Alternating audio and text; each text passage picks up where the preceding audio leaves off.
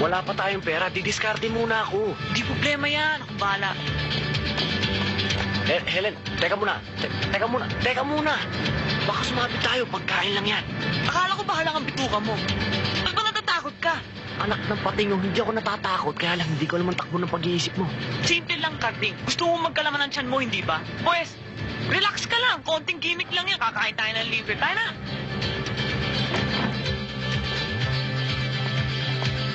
Sir, miss, doon sa bandang dulo, bakante.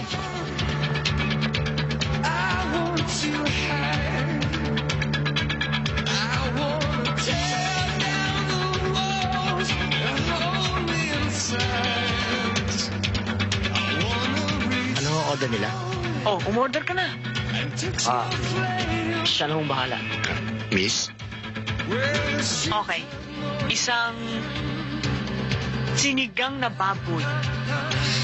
Tsaka sweet and sour lapu-lapu. Tsaka isang atay balon-balunan. Tsaka 2 plain rice. Ano ang shorties nila? Ako, Coke. Patience. Siya na rin hong bahala. Coke na rin siya. Pakibilisan lang ho. Sige po. Ang dami mo namang in-order. Sana kunti lang. Paano natin babayaran yun? Kaya 20 pesos yun o 200. Pareho lang ang sentensya nung kapag nadali tayo. Relax ka lang. Sinabi ko naman sa'yo, gimmick ko to eh. Ikaw na nga bahala.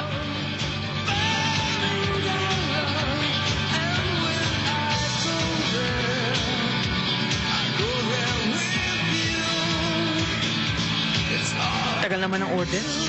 Malaking kahihiyan to para sa departamento. Kung sa bagay yan naman ang gusto mangyari ng mga komunista eh. Guluhin ang gobyerno natin. Parang alam ko na iniisip mo, sir eh. Nag-aalala ka na baka makumbinsin ni Helen Skarding para mag-NPA. Imposible! Isang kriminal at pagnanakaw at isang naniniwala sa prinsipyo. Paano sila magkakasundo? Paano na ngayon? Tapos na tayo kumain. Kanina ka pa kwak-kwak ng kwak-kwak dyan para kang bibi. Ang kulit mo. Manood ka na nga lang.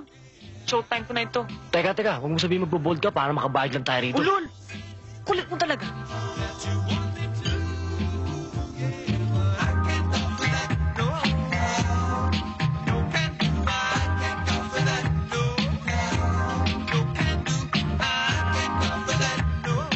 Ito na po yung cheat nyo. Magkano ba? 220 po. Oh, maliit lang pala eh. Charge mo na lang kaya dun sa ninong ko. Sino ang ninong nyo? Ayun oh, yung nakaupo dun sa dulo. Si Rico Sihal. Oo, siya nga. Alam mo, tama sabi ng ninong ko. Madalas pala siyang kumain dito. Oo. Tuwing weekend nandito si Rico Sihal. Talaga? Oo. O, di paano? Sige ho. Di kayo na kung bahala dyan. Maligo kayo ha. Syempre. Ang sarap ng pagkain nyo dito eh. Salamat ha.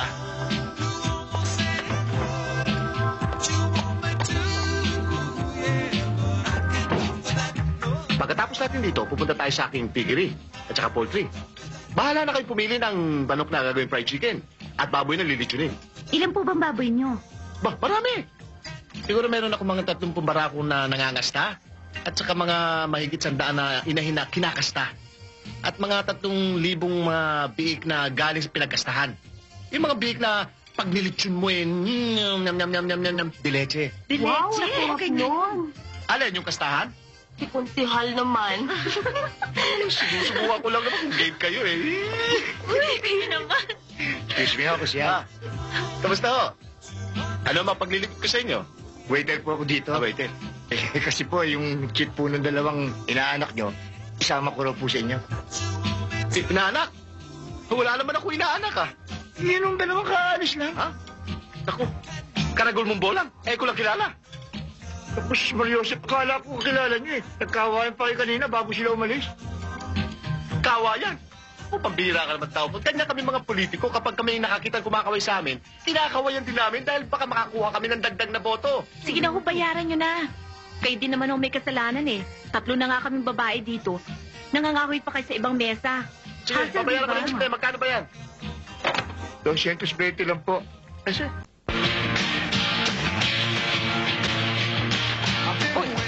sorry. Pasensya na po kayo. Hindi ko sinasadya. Okay lang Nagmamadali lang po ako. Okay lang, Miss.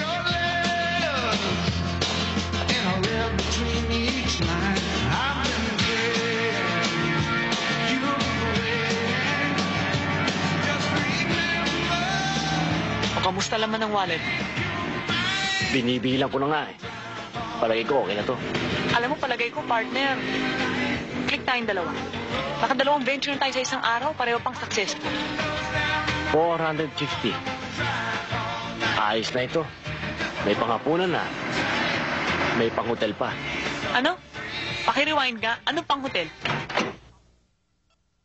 Pambihira ka naman talaga, oo. Matagal na kami mag-shota ni Cesar pero ni minsan di niya ako ginalaw. Dalaga pa ako, no? Hindi importante sa akin kung dalaga ka o dala ka na. Kaya tayo nandito para magpahinga. Eh, paano nga ako matutulog? Iisa lang ang kama. Pambihira ka naman. Ilang kama ba ang gusto mo? Ang nipis-nipis ng katawan mo, ang lapad-lapad ng kama. Diyan ka matulog, dito ako mahiga. Saka kung gusto kitang rapin, kagabi pa kita ni-rape. Hindi ako manyak. Kung wala kang tiwala sa akin, bukas ang kwarto, hanapin mo yung Cesar mo at magtabi kayo matulog.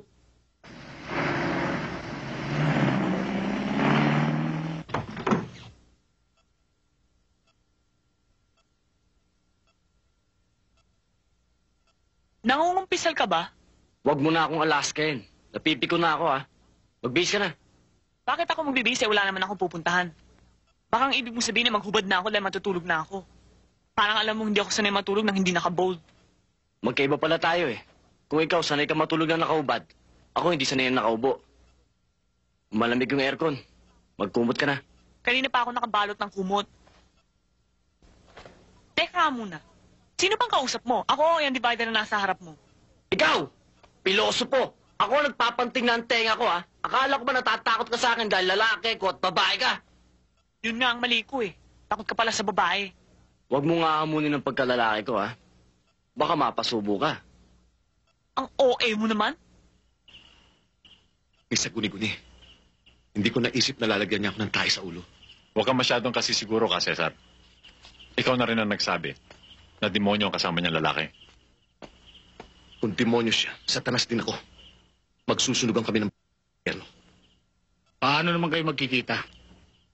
May hindi natin alam kung saan lupalop natin sila hanapin. Masikip lang ang daigdig para hindi kami magkita-kitang tatlo.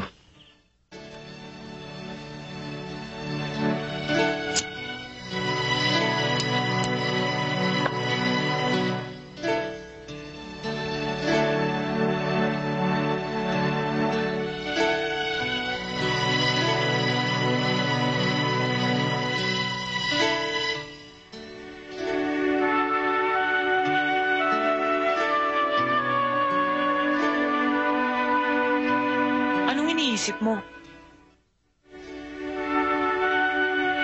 Bahala ko nang umuwi ng probinsya bukas. Uuwi ka? Baka masundan ka ng mga pulis doon. Walang nakakaalam sa Maynila kung saan ang probinsya namin maliban sa unang eskwelahang pinasukan ko.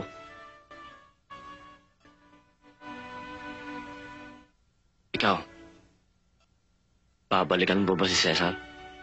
Hindi ko pa alam. Wala pa akong plano sa sarili ko eh. Delikado ako ngayon sa Maynila.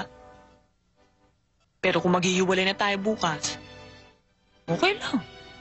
Bahala na. Pareho lang tayo. Umaasa sa bahala na. Kung mabubuhay, swerte. Kung mapapatay, malas. Ang importante sa akin ngayon, makapag-uwi na maraming pera. Maraming pera? Magkano? Saan ka naman makakuha ng ganun karaming halaga? Sa bangko, May savings ka pala. wala. Wala. Eh sabi mo mag-withdraw ka. Ang sabi ko, kukuha ako ng pera sa bangko. Hindi magwi-withdraw. Hold up? Paano? Eh wala ka namang baril. Bahala na nga eh.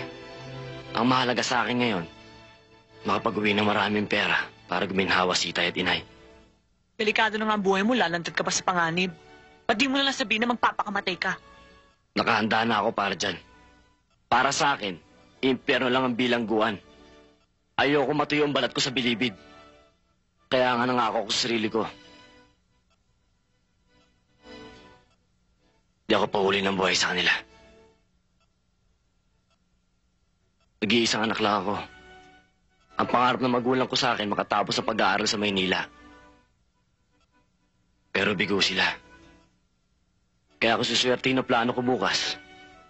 Hindi nasasama ang loob nila sa akin.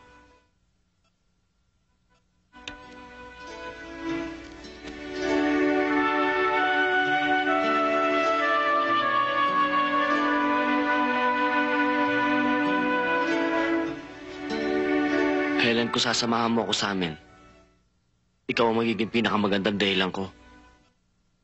Paano? Magsisinungaling ako. Sasabihin ko magkaklase tayo sa UE. Ilalok mo ako ng magandang trabaho sa kumpanya ng papa mo. Bukod sa malaki ang sweldo, libre pa ako sa tirahan at pagkain. Kaya ako nakiipon. Utang ko ang buhay ko sa'yo.